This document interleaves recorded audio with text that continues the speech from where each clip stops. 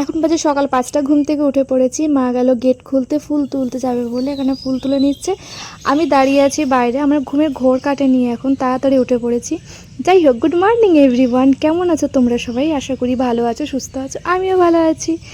এখানে মেয়েকে নিয়ে একটু বেলকনিতে দাঁড়িয়ে আছি, একটু ঠান্ডা হাওয়া খাচ্ছে।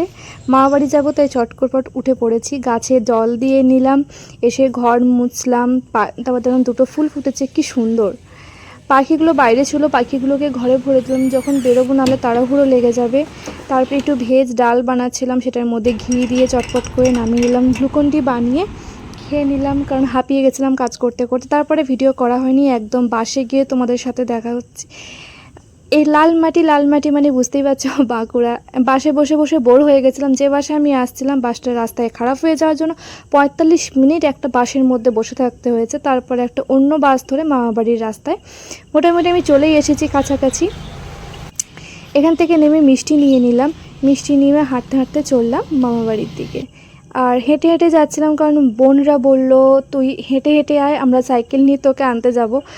তো আমি এখানে আশেপাশে দেখে নিচ্ছিলাম, পাশাপাশি আমাদের জমি রয়েছে, কিছু লাগিয়েছে, কিনলাম। দেখুন না, এখানে 2 বোন আনতে গেছিলো আমাকে সাইকেল নিয়ে, কিন্তু আমি বললাম তোরা সাইকেলে চল, আমি হেঁটে যাচ্ছি।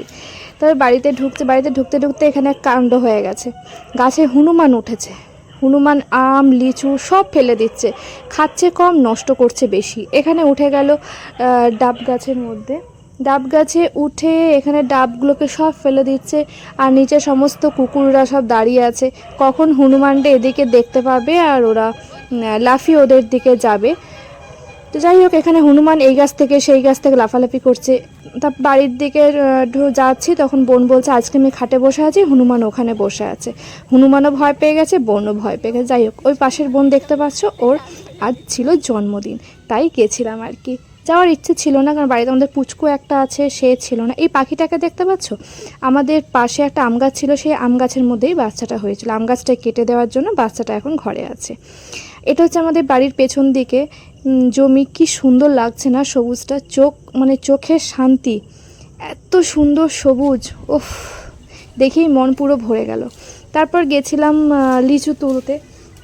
হনুমান সব লিচু নষ্ট করে দিচ্ছে, এখানে মাসি লিচু পাড়ছে, আমি কুড়িয়ে নিচ্ছিলাম।